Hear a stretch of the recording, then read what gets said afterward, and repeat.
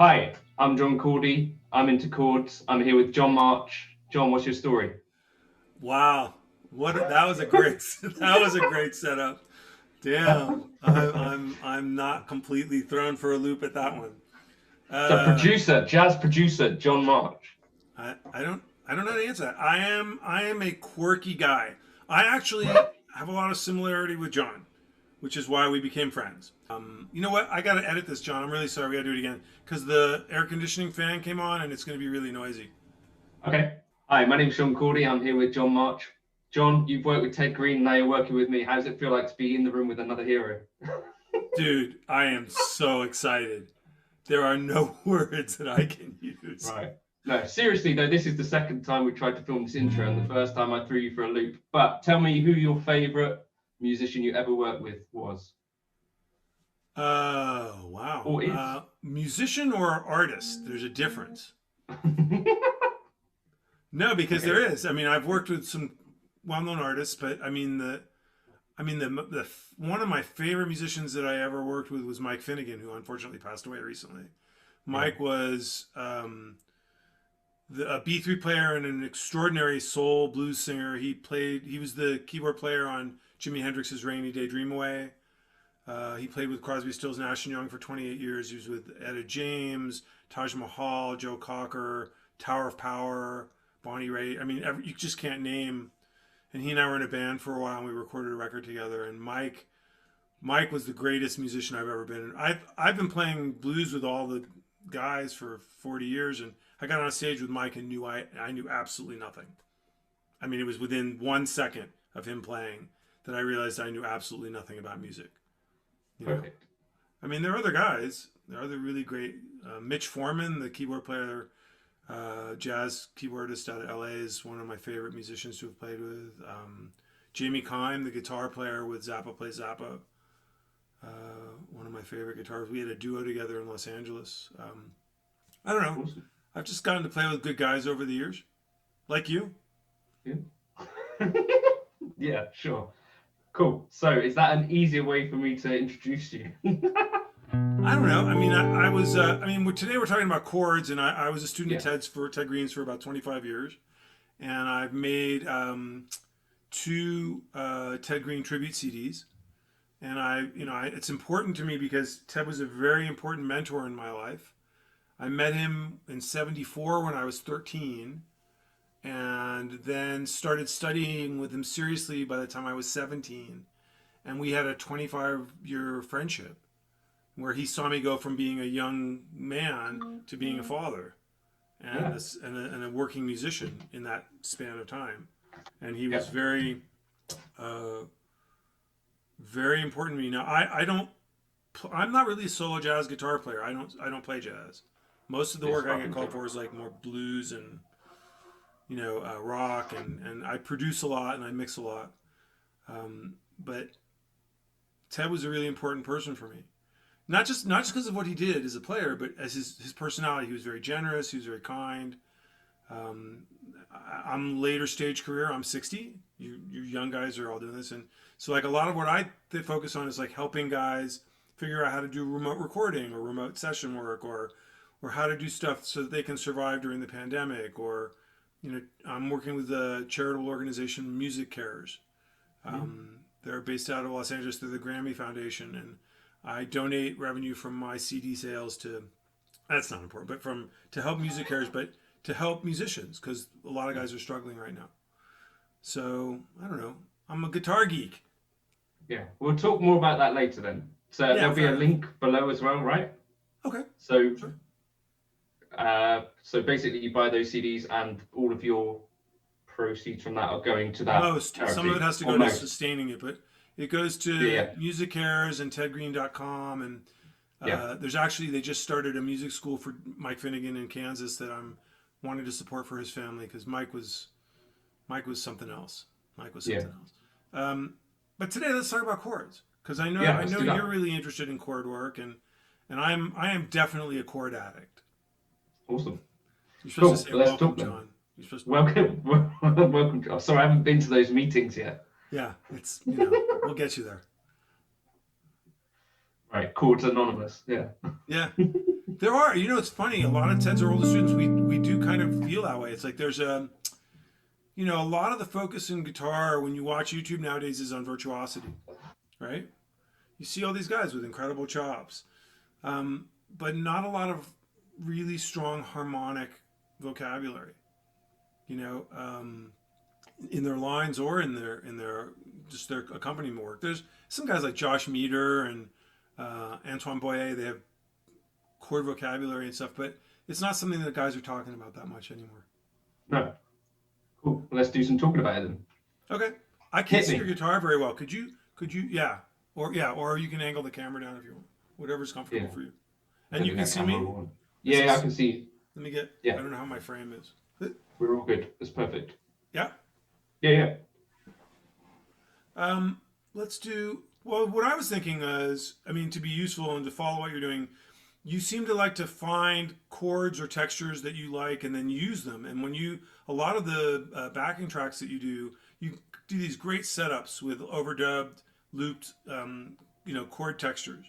And I remember it was a couple of weeks ago, you were looking at a Holdsworth chord that you really liked. Was that what the foundation was? Could have been. So that, it's like a G with a B in the bass. G9 with a B in the bass. You can call it a lot of things. That color, right? Yeah. Or I feel like I'm not. Wait, hold on. Just like to be. It's my video guy side. Get this shit right. Okay, so you can see my hands and that's it. Yeah. So that same voice. What I think is cool is just the sound differential and register. Yeah. The way the overtones change and the thickness of the strings. There's just a difference in quality there. And one of the things that I look at a lot is these three ideas of location, register, and then availability. Okay?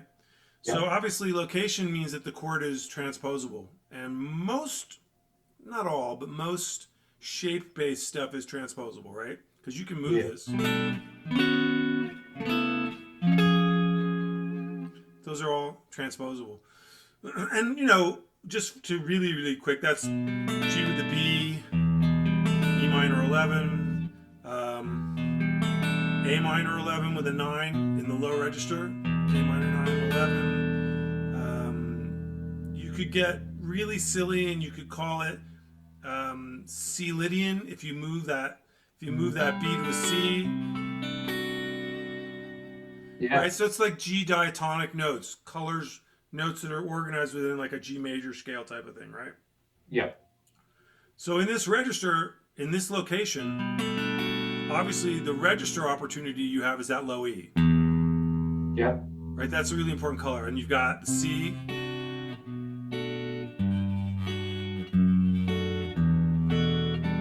All those notes and availabilities. And if you want to extend, for example, if you want to make it minor major 7, right? Same idea. And what's interesting is what's available to you, the top note that's available within this voicing, F sharp, you could voice it like this, which is a big stretch, these two fingers. So all I'm doing is switching that to that, which I don't think is comfortable in that register personally. It seems like an awfully odd angle, right? But you could get to,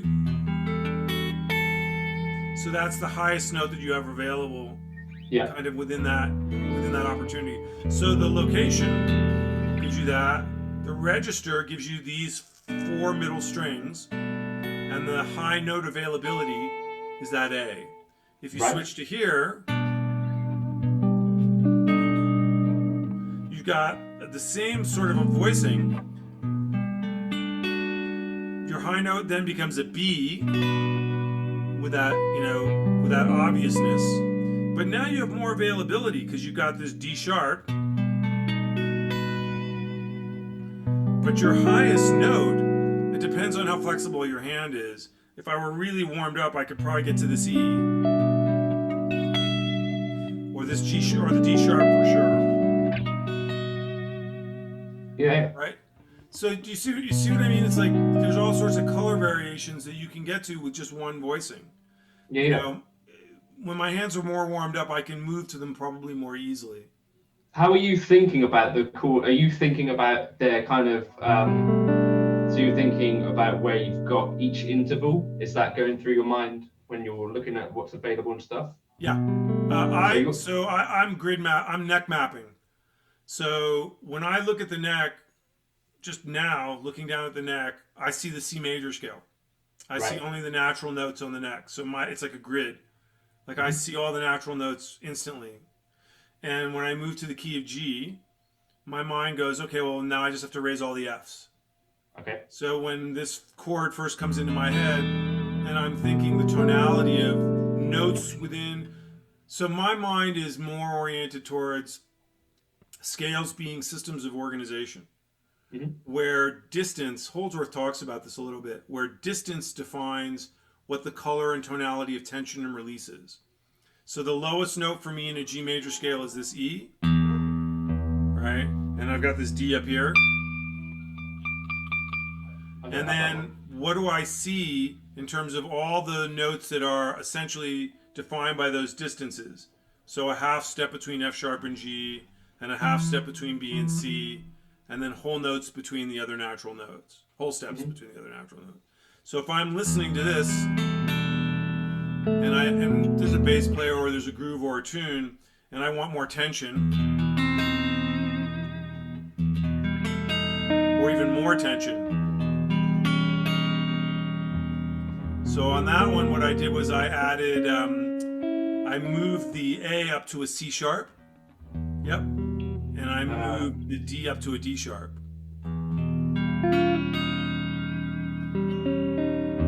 Yeah. So that's melodic minor language there, right? Yeah. Well, there's a lot of things you can call it. All I've done is I've introduced, so in my mind, I've introduced a C sharp to the F sharp, right? Or to the, sorry. So I've got a D sharp, a C sharp, and an F sharp. I've added those three that are outside the normal G major orientation. So those colors then become sharp 11. On a G chord, it would be sharp 11, sharp 5, major 7. Right? On a minor chord, it's natural 6, major 7 and 9. Yeah. Does that make sense? Yeah, so when you're thinking about, so you take this initial chord, kind of the lens that you might look at it through is, okay, I can add notes from the G major scale, and you're looking about what's available. So your lowest note was that E. You're thinking physically that's also available, that A, but your kind of grid is that kind of thing, right? Sort of. I mean, I don't grid. My grid is the whole neck. So I'm looking at the whole neck and seeing a G major scale. So I'm seeing, like, I tend to think in single strings rather than all 6 strings at once. So I'm thinking,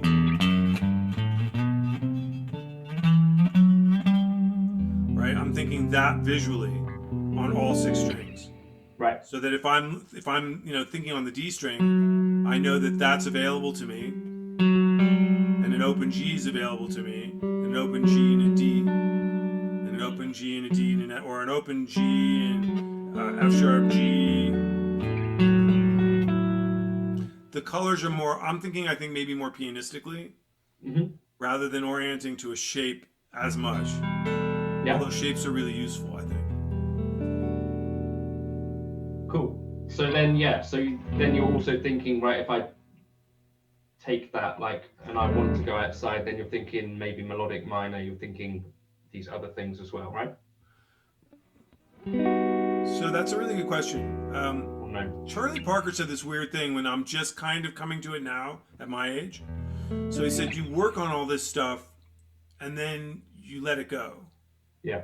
So to a certain degree, obviously I need to know what a chord is. If I'm playing,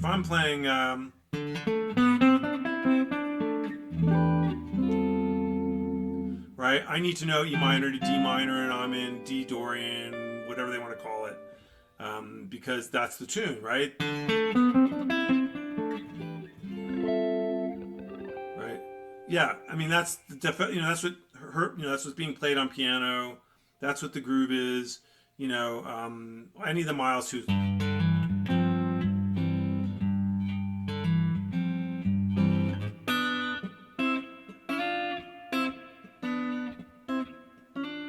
Knowing what that is, but at a certain point I don't really care, because from my ear's point of view, that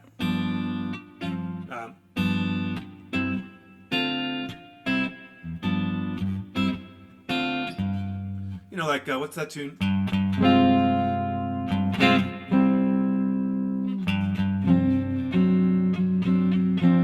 I don't want to play it exactly because then you'll get demonetized.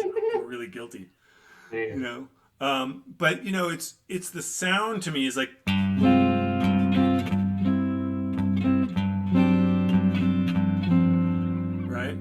Right. And so when you ask what I'm thinking, I'm more listening. Right. At my stage of at least harmony. When you've heard me solo, and again, I'm not really like a young, cool, hotshot guitar player like you are. so it's like I don't have major chops anymore. But when I solo, I'm thinking about how tension and release works. Yeah. And when I'm thinking of chord arrangements or chord solos or especially like using harmony as an accompaniment or developing chords, I'm listening for the sound, and if I find a shape that I like, I want to know what all the permutations are. Yeah. For tension and stability. Like, that's pretty stable, wouldn't you say? Yeah, definitely. This sounds a little less stable. This sounds a little less stable. This sounds a little less stable. And it's moving, and you don't have to stay on any of it, but it's just knowing that it's there, I think is kind of useful for players. So that's like an exploration that you've allowed yourself kind of, you're just thinking, listening and playing kind of all at the same time, and then sort of making a mental note of, oh, that thing there, I like that. Let's look at that a bit more deeply, maybe. Yeah, absolutely. It's if you're soloing, a lot of times you'll hear guys like on a Dorian, like I hate this names, E Dorian though, and you're gonna hear guys playing that note.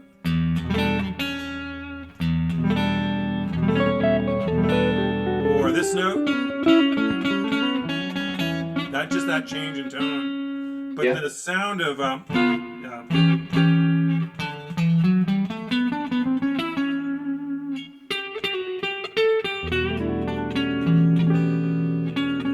that's a really important note, right? But what you don't hear guys doing a lot of times over a static groove like that is playing.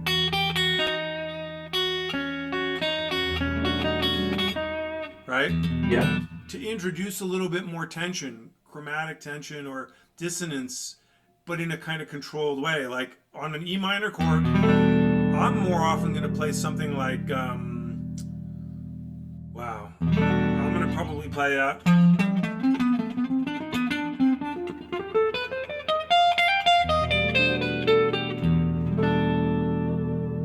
Which is, I'm thinking this chord, I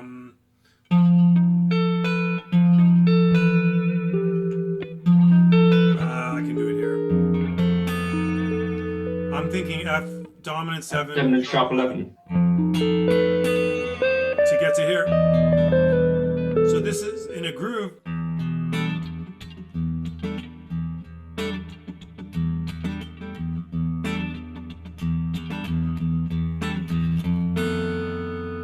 But that may not ever actually happen in the groove, right? Yeah. Someone can be just playing the solid, right? This solid little E. Like you hear guys in funk doing it.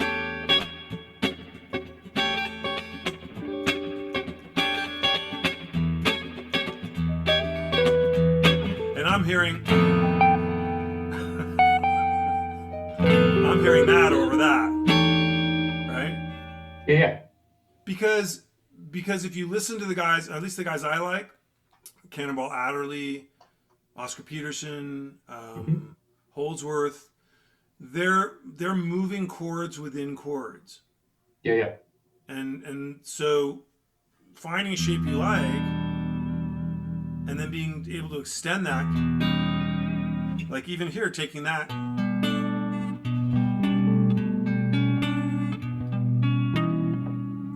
knowing that gives you all sorts of opportunities that you wouldn't normally think of, because all of those can be arpeggios, right? You have the kind of chops to make that into a cool lick. Not me. I've heard you play. Yes, you do. And there's like a cool, I mean, there is a cool development of lines that that are outside the boxes, like the patterned boxes of where, shapes for people think of in terms of scales normally for guitar, right? That if you start thinking of chords differently, you'll start thinking of how you play melodies as an improviser differently. Yeah. Like I do this. Keys have different tricks for me. Like in C like Dorian, I'll do a lot of times where I'll be playing, and I'll hit that open A.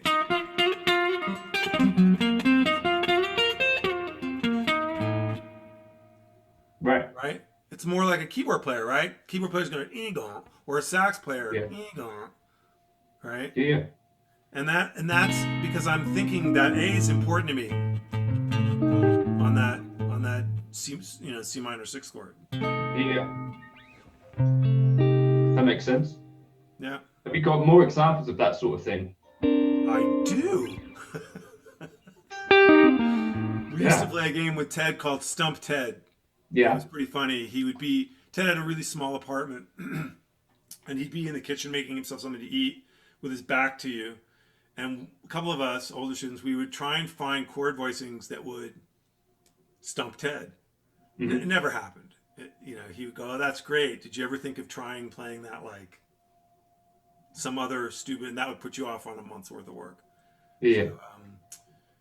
So, if you're just looking at, first of all, was anything I saying making sense? I don't want to. Yeah, absolutely. I'm moving through stuff quickly, but I don't want to bore your audience. Because usually I'm your audience. It's usually me. Yeah. What we'll do is, I think we could try and flash some stuff up on the screen, and hopefully people will see some things that make some sense visually. Okay. In theory. You're way hip on this stuff. Way hip. Sure. Shit. Like if you were looking at something like this based on what I said, what would you pick another voicing that you find interesting, that you like a particular chord quality?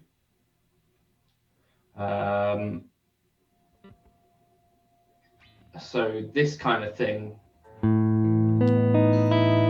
So play it for me so I can. So I can't hear it. Play the notes. A. Open E, A. Yeah. Then an E. And then a B. And then a D sharp. And then an E. So I hear that as like an. Yeah, that's a challenging one. I call this a semi-transposable chord. Right. Because you could move that up. So you would have to, like, if you barred, it would be this.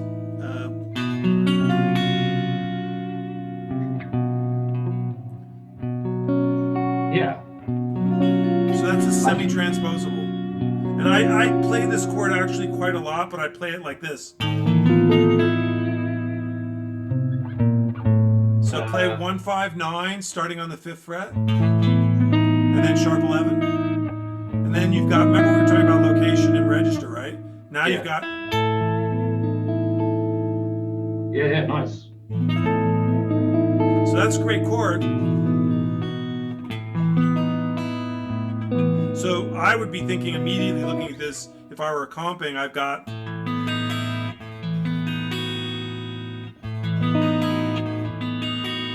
Yep. Or...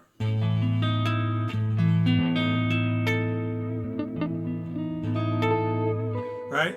So semi-transposable. Right. Right? And again, you're obviously looking for something that generates melodies. The way you build your backing tracks, which is really beautiful, is you've got all these great little melodic...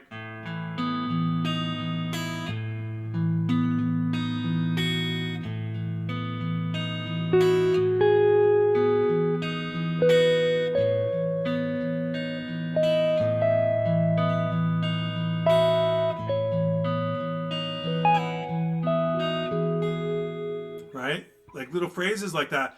And, you know, register also has to do with like where the voices are doing what they're doing. Like I've got a moving little bass line with a little ostinato and a moving soprano voice that makes that little melody. Right? And those, I'm thinking differently. Like, what's the bass doing? What are the middle voices doing? Oh, they're static. So I've got movement in the upper voice. And I've could also got, let's see, based on.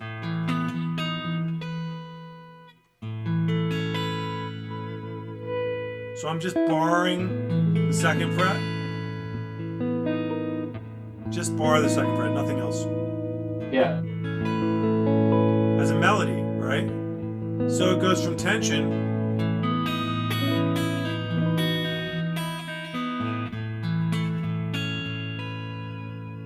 Yeah.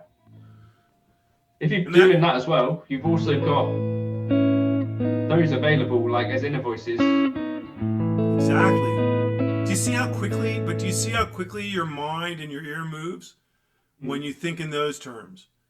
Yeah. Like once you found a color that you like, it's like, and then that's a lot of what we're doing is static.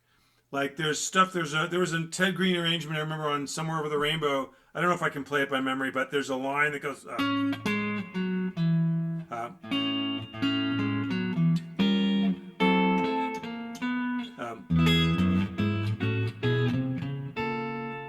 and that's not even quite right, but it's, you know,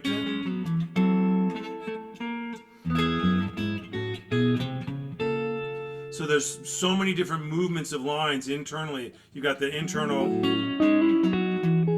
right? And then this contrary bass.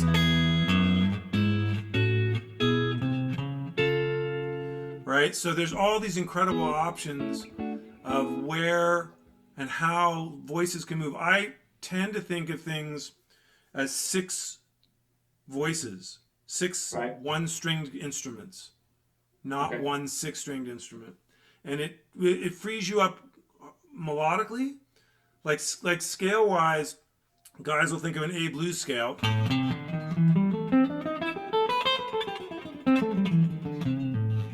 Right? It's pretty straightforward stuff.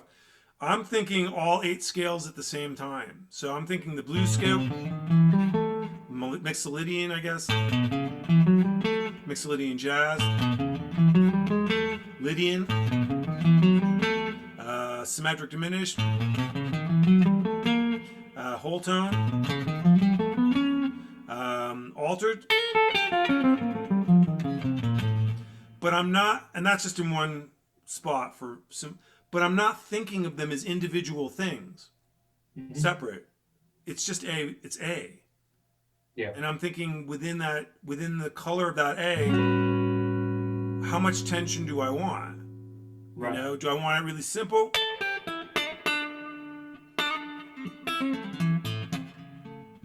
Or do I want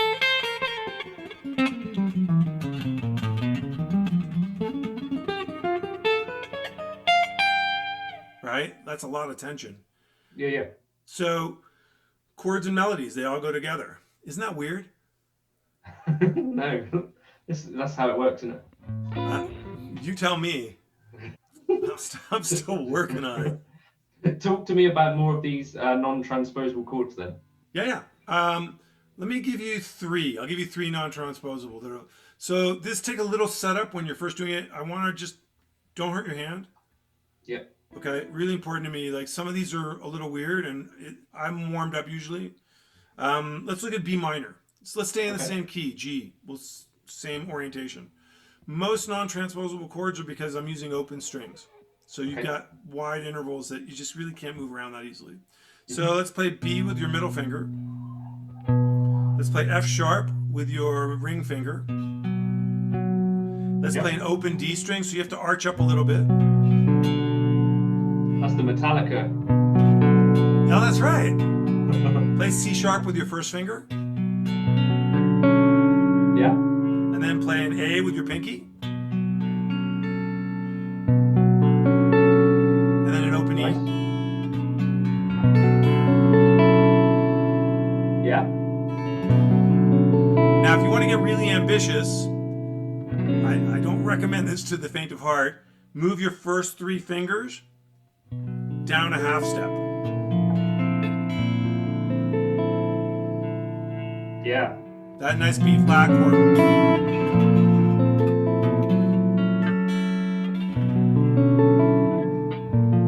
That would be very, very, very, very difficult to transpose. I found my intro though.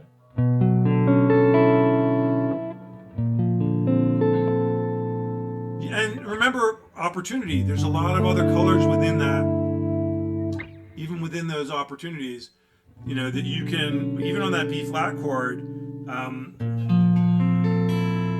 you could reach up for this third, the second. Right? I'm thinking of moving this C up to be the third. Yeah. That's nice beautiful. slide. Yeah, nice. That's awesome. I've never played a chord like that before. Holdsworth has a great tune. I forget the name of it, but it starts off with a chord like that. It's the root in the 5th, and then the sharp 11 in the 9th, and it starts. Right, yeah. I can't remember the name of it. It's a great tune. Those are the opening chords. Yeah, that's familiar. Unfortunately, my memory is such that I can't tell you what it is. But that's how I started thinking about chords a little bit differently. Was when you think about, you don't need all 6 strings. You don't need to be playing, across. You can use open strings. I'm always looking for chords with open strings for different colors. Different keys have different weight. Yeah. Like, sharp keys have a different weight and a different resonance, especially on guitar, because of the way the overtone series will evolve out. Flat keys on guitar have a lighter thing, and you can get more open strings with flat keys. Like B flat and E flat give you a lot more opportunities. Sharp keys give you less opportunity with open strings. So you have to, kind of sort your way through it. That's why when I'm writing a solo guitar arrangement, I definitely, one of the things I got from Ted was really thinking out the register of the distance of the melody lowest to highest within the song, and then the register of what key you're in, so that you get the most opportunity. Yeah. The other thing I try to do is arrange or think about having the melody sort of organized-ish towards the lower half of the guitar. Sure. Do you know what I mean? Because if you play a melody, down here, you've got very little opportunity underneath it. If that makes sense. So no, that absolutely makes sense. You can do it though for effect. I mean, it's a nice for effect to sometimes drop the melody an octave or 2 down just to move stuff around in it. It also, for accompaniment, it's thinking about, like, a lot of guys when they accompany singers, they're playing these big wide chords, or right? And you got, on like Autumn Leaves or something like that, and you don't really need those big chords. You need to, know E minor 7 flat 5. Well, E minor 7 flat 5 is, right? E, B flat, and G. And then maybe A altered,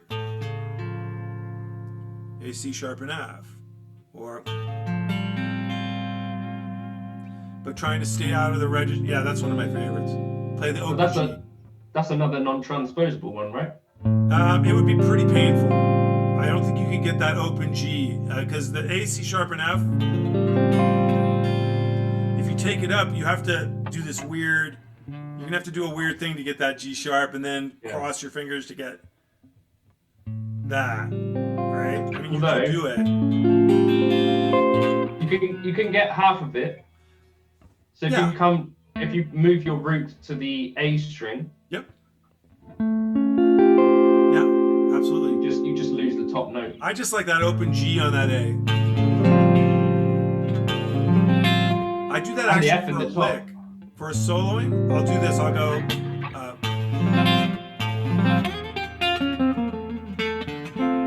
So like it's like an Oscar Peterson kind of quick arpeggio.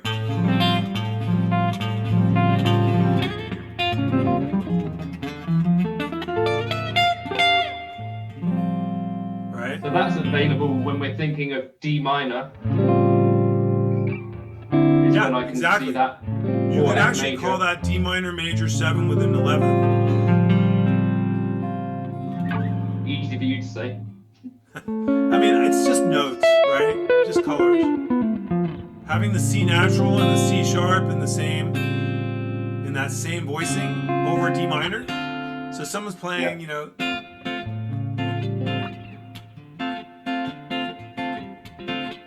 and you're playing,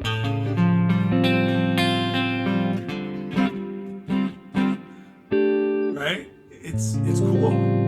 Yeah. Because your ear immediately goes to, you know, that's not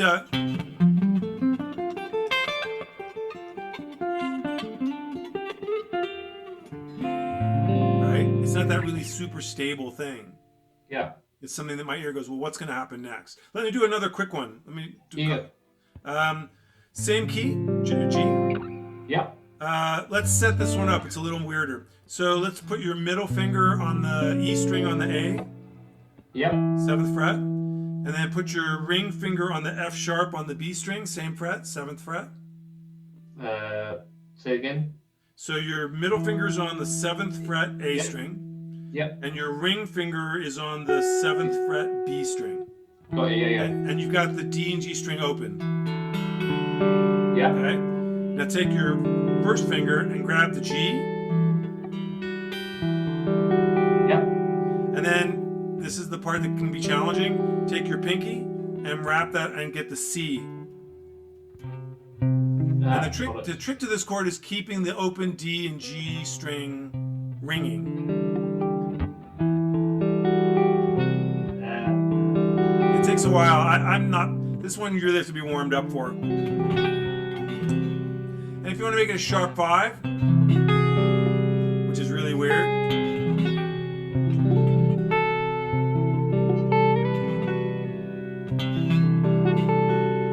I like it just even without the G.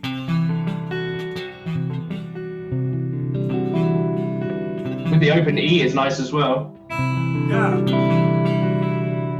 You've got the 3rd there. And then if you're going to do that, then I would reverse it, right? So I would use these 2 fingers. So I put the first finger on the E, the second finger on the F sharp, and the 3rd finger on the C. So now I've got access to a high C, or if I was ambitious, a high D. Yeah. Is that cool? That's cool, yeah. Non-transposables. I'll show you one more, and then I don't know what your time's like. The widest voicing on guitar that I know of. There may be others. Yeah. We'll have to move to another key. Let's go to E. So the widest chord I know in terms of interval status is,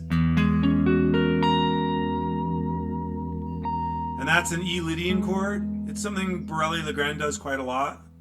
It's just, I use it a lot myself when you're kind of like, if you need a thought pause in the middle of a solo, you just throw that in. And it just, Let's it break doesn't it down matter. then.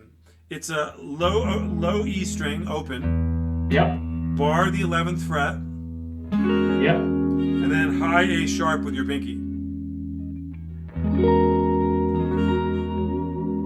If you want to get fancy, you can play the C sharp. It's on the B string, yep. Yeah. But it's a very, low E string to a high A sharp is the widest interval chord that I know on guitar. I'm sure there are others.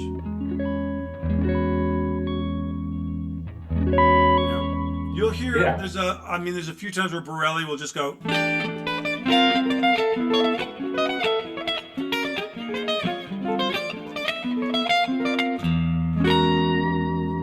I'm butchering what Borelli would do, just so you know. Yeah. Because I can't do anything he does, ever.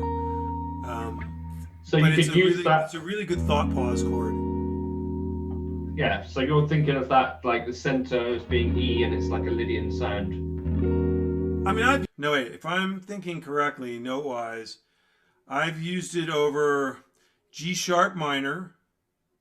I've used it over C sharp minor. I mean, you can impose that over anything if you do it quickly enough. It's just such a wide, wacky chord. You know, people kind of just go, "Wait, what was that?" Yeah. You know, I did a tune with Finnegan and those guys, and it's a funk in D minor, big horn section thing, and I'm soloing, big long complicated solo, and I threw that chord in over the horns, Yeah. you know, at the end of like a horn section, and it stacked so beautifully, and it had nothing to do with the key we were in, like zero. Yeah. I see. Awesome. Is one of those CDs available, John? Yeah. Uh, so I think we were talking a little earlier. What I'm doing these days is I'm not as focused on gigging anymore. Pandemic kind of took that out, at least at my age, and so mostly I've been working on some record projects. I'm very fortunate. I've been working on a project with Mike Stern and Colorado musician Bob Schlesinger for about a year and a half. Just this cool collaboration between the two of them. And I make little films about musicians. And I've just started working with a company called Session Wire, and I'm trying to help musicians figure out how they can work remote because Yeah. it's hard to gig these days. And unfortunately, I've lost friends to COVID. Finnegan passed away last month, and that was a big deal for me and for a lot of musicians. And that band was pretty amazing. It was Steve Ferroni from Eric Clapton and Tom Petty, Finnegan. There was guys from Steely Dan in the band. There were L.A. Horns. There were Jeff Young from Steely Dan and from Sting. Tim Scott, who played with George Benson and Robin Ford and Tower of Power and all these great guys. And we made the records on our own. And after my friends passed, I've started donating proceeds from the sale of these CDs, the 2 Ted Green CDs and the 2 Blues CDs, to music carers to help musicians in need. Because a lot of my friends have gotten very sick or they're just not working. So my thinking is if I can help people with their projects or help them survive during this, that's good on me. I'm going Australian on you. Yeah. But, you know, good on me because we're all in this together. I mean, we're all musicians. There's no real competition anymore.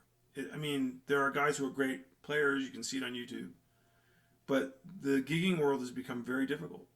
And so I just decided that I have rent and I have food. And Ted was the most generous person I've ever known, Ted Green. And it was all about that. And so if I can help people by selling a few CDs, good. I'd rather see some guy eat than me have a CD sitting in a digital band camp somewhere. Who gives a shit? You know? So, you know, Cool. it's really, I mean, like, I found you because I was really interested in Helix, right? And we became friends because you were able to help me figure out some things about Helix that I didn't understand, and I'm usually a pretty good gearhead. And we became friends because we have a mutual interest in music and musicians and technology, and that's what I like about you. You're not just a one-trick pony. You're a guitar player who wants to help other people, and that's what you do with your videos. Yeah, I have 2 half a tricks. You have 2 half tricks? Yeah. I have to do my math. Is that a whole trick? Yes. Maybe. But that only still 1 trick. I think you're like 3 half tricks. Right. Okay. 3 half tricks. No, but I mean, I mean, we can joke, but I mean, you know, of course it's self-serving to want to be playing guitar. Yeah, great. We all want to be musicians and connect with people in deeper ways because that's what music does. It connects people in deeper places and it can generate livelihood for people. But the world has changed. I mean, so you helping people with learning how to work a Helix and get better sounds and record and be happier is a gift that you offer to people. And I respect that immensely. So, you know, that's why we're here talking about chords and being guitar dorks together. Guitar dogs. Awesome. Well, I think hopefully that will help 1 or 2 people get an idea of how it is that you think about chords and come up with different stuff. And I would encourage people to go and check out those CDs. So you said there's 2 Ted Green CDs and to Mike Finnegan. 2 blues CDs called the Zen Blues Quartet. They're all on Bandcamp under my name. Cool. I'll give you a and link. I'll put the link for that. Yeah, cool. Thank you. Yeah, awesome. Well, thanks so much for sharing that with us, John. And I'm happy to be here. All you guys who are out there, understand that John is doing this, and it's incredibly hard work to post a video every day. And y'all should be buying him a cup of coffee like yes on his videos. All right, send him a cup of coffee. We'll get him really wired on caffeine so he can do more videos for us. Yeah. Yeah, John is locked in a basement in Boulder. Yeah, this is it, man. The Blue Basement in Boulder. That's the studio, the Blue Basement. Is it actually called that? No, but now it is. Oh. Yeah, that's pretty cool. Right. Okay. Awesome. You're gonna come here and record, John. When this is all over, you're gonna come to the Blue Basement. We're gonna make a record for you. All right. What I'm gonna do also, I'm gonna spring this on you now, is I'm gonna put together a backing track of those two B minor, the B minor to B flat kind of Lydian sound. Cool. And you're gonna play over it, and that's gonna be the intro to this video. We'll both do some playing over it. You just want to tear me up, don't you? I'm not tearing anyone up. You're gonna tear me up on that. I'll try and play the chords. Yeah. I've soloed over some of John's backing tracks just for fun, but I send them to John just so that only he hears them and I'm not embarrassing myself. So yeah. Now you can put them on my channel and 3 people will hear them. Yes, the 3 of us. Well, I'm usually one of those people, aren't I? Yeah, and I'm the other. And my mum sometimes watches. Your mom watches? Sometimes, yeah. So do I have to say hi, Mrs. Cordy? Yeah, that'll work. Hello, Mrs. Cordy. You have a cool son. Right. Awesome. Right, I'm going to stop this camera now before. Okay, I'm going to stop. I guess I'll stop. So thank you very much, John. I appreciate it.